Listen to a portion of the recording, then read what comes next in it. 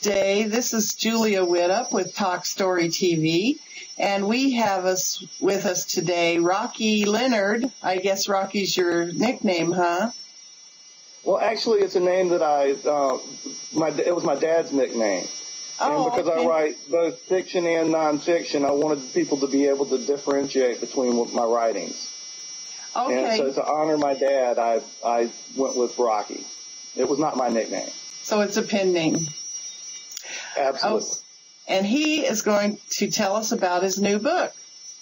So. Yes. Well, thank you for having me on the show. Secondhand Sight is a paranormal, supernatural thriller that pits an ordinary man in facing extraordinary circumstances. He is a computer programmer by trade, and he messes up his tie at lunch and goes to get a replacement at a thrift store because he's shopping for bargains. And one thing leads to another. He buys a tie that psychically connects him to a serial killer. Ooh. And so at first he's in denial because he's somewhat of a realist.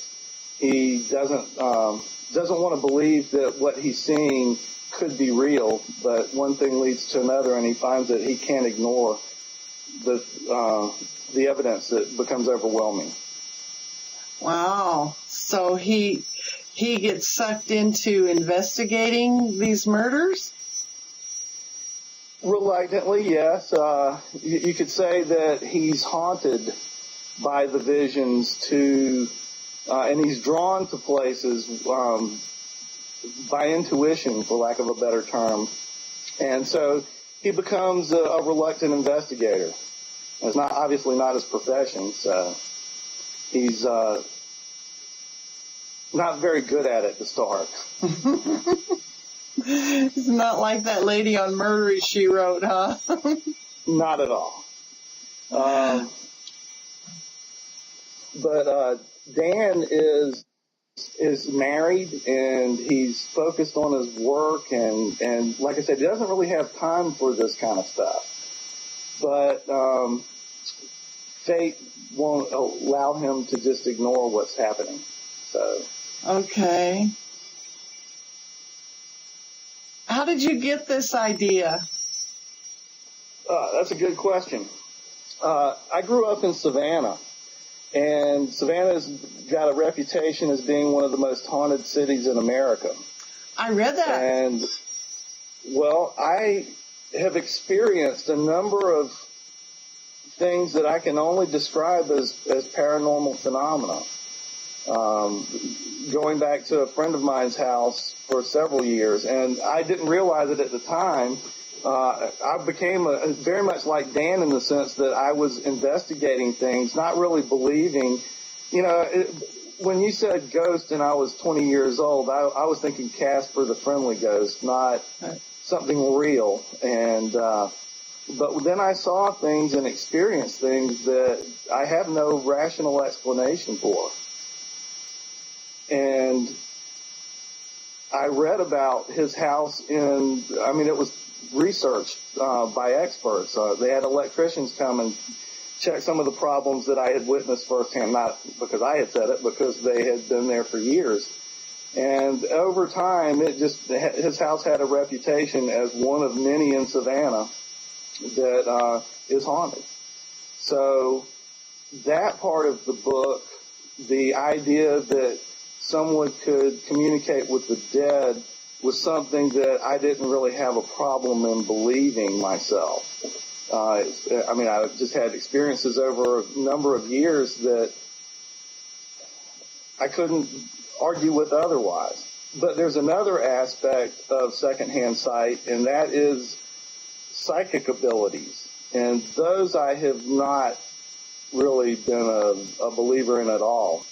And it wasn't until I saw a very interesting interview with a police detective. His name, I'm sorry if I mispronounce it, but it's Kozenzak is the last name, I believe. Uh-huh. And he wrote a book about his catching the John Wayne Gacy, the serial killer in Chicago, that murdered a number of young men. And Cozen's Act very clearly credited two psychics with catching John Wayne Gacy. And that sort of planted a seed in my head, and it started growing, and then it became a book. Great. Well, what about your nonfiction? What is it about?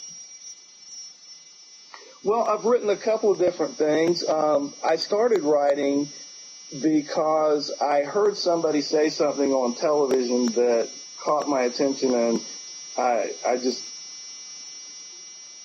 grabbed onto it with both hands and wouldn't let go for a while. And that was a very famous biologist said that cars and computers and cell phones were all intelligently designed, but human beings were not. And being a programmer for 20 years, I know how stupid computers can be, and they are limited by the people that designed them, but that's the whole point. Computers have intelligent design behind them, and they are modeled on the human brain. I mean, they're a very poor approximation of the human brain, actually. So that led to my book, Divine Evolution, and then I wrote one other book called Always the Next One, which is a collection of animal short stories, because my wife and I did rescue for the Humane Society for several years. And that, in fact, she's down in the basement as we speak with the dog pack, keeping them quiet so that we can have a peaceful call. You guys are like Caesar Milan, huh? You have a pack. Over about a 4-year period, I think we had about 100 animals come through as fosters. Whoa. And we kept more than I should probably admit on camera. Well, think you're one of those hoarders, animal hoarders. Well, I don't walk the pack that people can't account of how many we actually have. But no, we don't hoard. That's why we stopped fostering, is until we have attrition from the pack, we can't add any more into the house. Yeah. We take good care of the ones that we have, and we know our limits. Interesting. And the stories, what are the stories like, of the animal stories? I'm kind of curious. Always the Next One, like I said, it began with my experiences. I grew up in a family where my mom was involved with the Humane Society for about 25 years. Mm-hmm. So I was accustomed to being involved with animal rescue. I had no idea that my wife just could take it to a whole new level than my mother. Because my mother never did a lot of fostering. She kind of knew that we'd be keeping animals if they came into the house. So she did her volunteer work at the shelter. But no, we've had a revolving door here for a number of years. My first stories began before, when I was a child. But then I had a story about there's a lot of them that are in my pack, actually, that are still in the book. But let's see.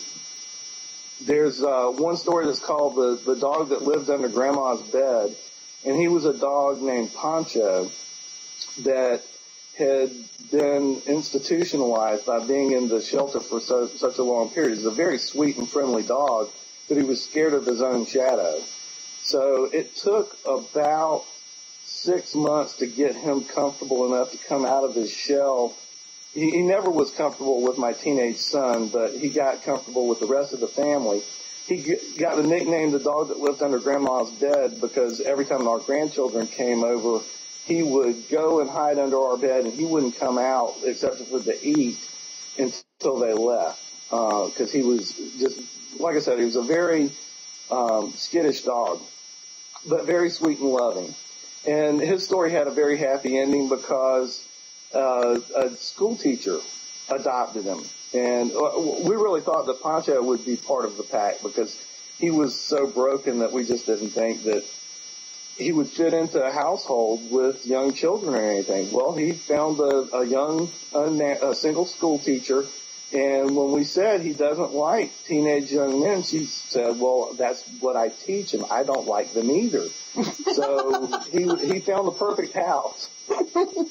And and our stories are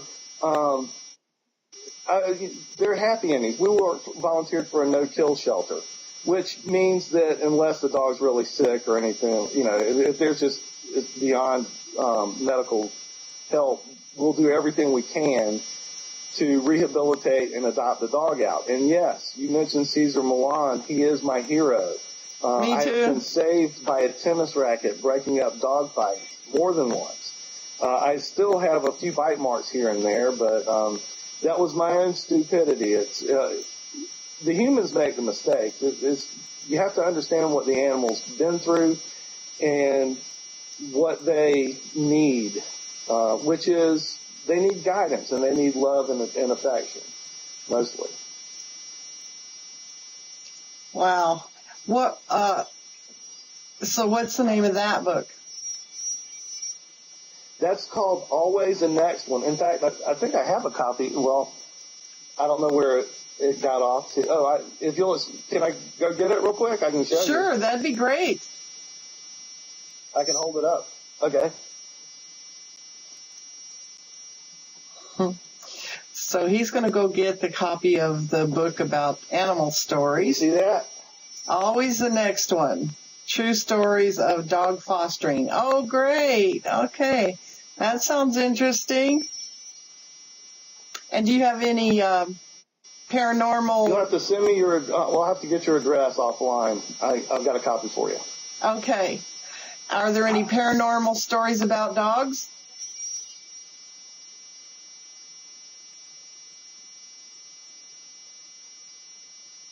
We probably have a lag.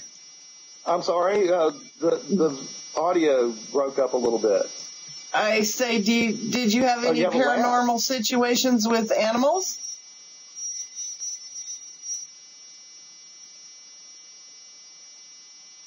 No. I'm sorry? You can't hear me. I think we might have a storm that's just come overhead. The audio broke up a little bit on your last question. Okay. All right.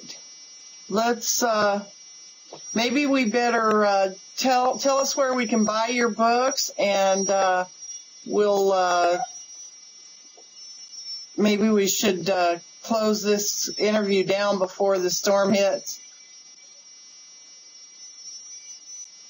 Can you hear it all? I'm really sorry about all these problems. That's okay. Where are your books available? Okay. You can find me at www.southernpros.com. That's where I blog, and there's links to my publisher's website, which is eachvoicepub.com. Okay. Okay, well, thanks for being with us this afternoon. Well, thank you so much for having me.